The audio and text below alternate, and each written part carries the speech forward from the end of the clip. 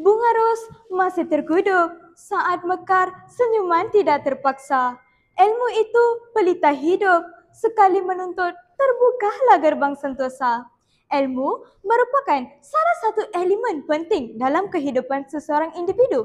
Orang yang berilmu tidak pernah jalan hidupnya menjadi suram kerana ilmu membimbing individu tersebut ke arah bahagia. Sebelum saya membicarakan selanjutnya tentang ilmu dan buku, izinkan saya untuk memperkenalkan diri saya terlebih dahulu. Selamat sejahtera. Nama diberi Hema Beni, anak perempuan Subramaniam, seorang pelajar tingkatan 5, sesi 2024 dan 2025. Kini, saya menuntut di SMK Mutiara Rini dan memilih pakej Sains Tulen.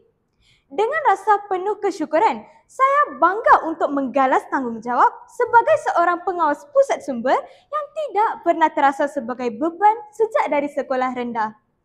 Selain membaca buku, saya lebih minat untuk bermain permainan yang memerlukan daya pemikiran yang kreatif dan kritis seperti catur.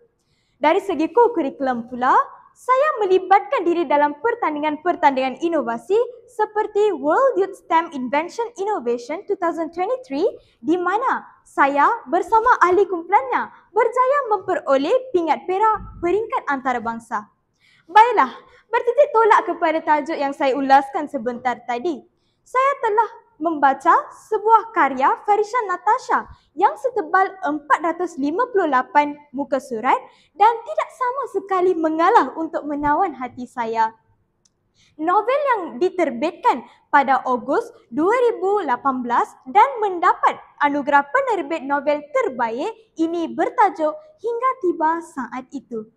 Setakat melihat tajuk novel ini, jari jemari saya mula menyelak halaman-halamannya. Lalu, mata mula membaca abjad-abjad yang tertulis dalam dakwat hitam. Cerita ini membawa dua watak utama, iaitu Syed Arash dengan nama panggilannya sebagai Arash atau Rash dan Ishal Wardina dengan nama panggilannya sebagai Ishal atau Shal. Arash pernah bernikah dengan seorang wanita yang bernama Elin. Sedihnya, Elin meninggal dunia selepas sahaja melahirkan seorang bayi lelaki yang bernama Fayad. Apabila Arash berpindah rumah, di sinilah cinta mula berputih antara Arash dengan Ishal yang merupakan seorang graduan yang baru saja menghabis pengajiannya di sebuah universiti yang diajarkan oleh Arash. Namun, tempoh masa yang kita tidak dapat dijangkakan menggulingkan kehidupan jodoh tersebut sehingga menjadi porak-poranda. Dalam konteks ini, Fayad pula meninggal dunia selepas sahaja Arash berkahwin dengan Ishal kerana dia disahkan dijangkiti penyakit demam denggi berdarah. Di sini cerita mula hangat apabila Arash berjumpa dengan Ishal secara kebetulan di sebuah lapangan terbang Turki selepas bercerai selama 3 tahun. Apakah takdir Tuhan? Mampukah mereka dapat mengatasi segala kesusahan dalam kehidupan mereka? Mampukah mereka dapat bersatu semula? Persoalan-persoalan ini yang menyebabkan saya membaca novel ini sehingga ke akhir. Sebenarnya, plot yang dibawa oleh penulis ini cukup luar biasa. Kombinasi jalan cerita, masa silam dan masa kini jodoh tersebut menyegerakan antara satu sama lain. Percaya atau tidak, novel ini tidak mempunyai unsur negatif.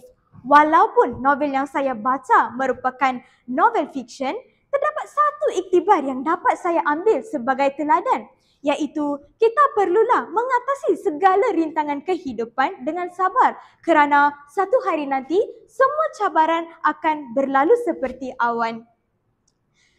Sesiapa yang belum lagi membaca novel ini amat disarankan untuk berbuat demikian dengan segera kerana saya yakin pembaca novel ini pasti mengalami suatu pengalaman yang baharu seolah-olah mimpi.